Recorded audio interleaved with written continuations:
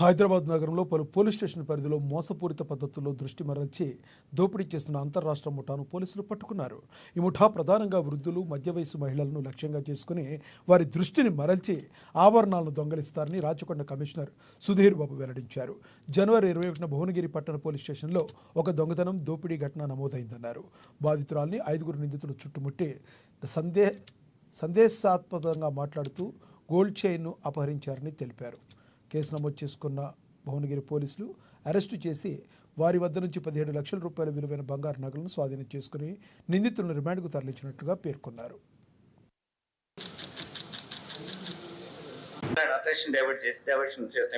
Jeedimetla police station ఒక offence, SR Nagar ఒకటి, అఫ్జల్ గంజ్ లో ఒకటి, ఈ విధంగా టోటల్ 7 అఫెన్సెస్ లో ఈ గ్యాంగ్ ఇన్వాల్వ్ అయింది. ఇందులో మీకు నేరస్తులు Gujarati Kishan is from Gujarat and settle down in our area and Cyberabad bordering area, గుండ్లపోచంపల్లిలో ఉంటున్నాడు.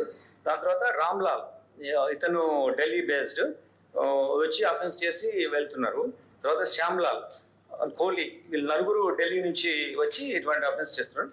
ఒక పిల్లవాడు ఉన్నాడు, we will not give his name, juvenile in confidence లా కాబట్టి we will not give his name. But ఈ పిల్లవాడిని మన చిన్న ఇప్పుడు భువనగిరి కేసులో పిల్లవాడిని చూపించేసి అటెన్షన్ డైవర్ట్ చేశాయి. డబ్బులు ఉన్నాయి, డబ్బులు మనం తీసుకోవచ్చు, నువ్వు మాకు సహాయం చేయాలని చెప్పినప్పుడు ఆమె ఒప్పుకున్నప్పుడు ఆ మాటల్లో ఉంచి ఆమెకు వాటర్ ఇచ్చి ఆమె అన్కాన్షియస్ అయిన తర్వాత they have taken away gold ornaments.